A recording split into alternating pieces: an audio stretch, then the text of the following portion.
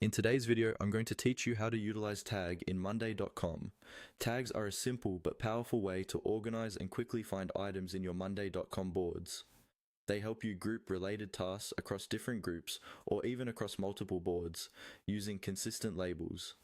In this walkthrough, I'll guide you through the basic process of adding a tags column and creating your first tag so you can start using them right away. First, make sure you're on the board where you want to use tags.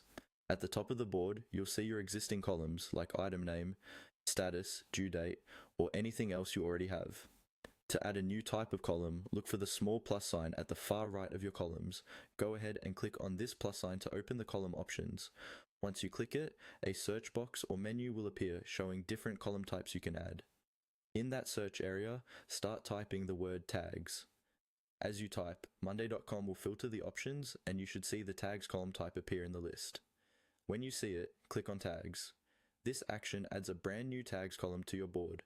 Now that the column is in place, it's time to create your first tag. Find the new tags column in the row or item where you want to apply a tag. You'll see an empty cell, sometimes showing a placeholder like add tag or simply a blank space. Click on this empty area in the tags column to activate it. After clicking, a small window or drop down will open, showing any tags that already exist for this board. If you haven't created any yet, it will be empty or nearly empty.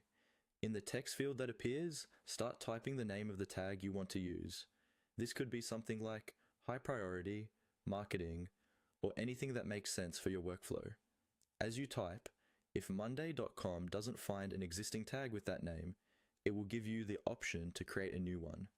When you see the option to create a new tag with the text you just entered, click on Create New Tag. Your new tag is now saved and attached to that item, and you'll be able to reuse it quickly on any other item in the same board. That's all you need to start utilizing tags in monday.com and make your boards more organized and searchable.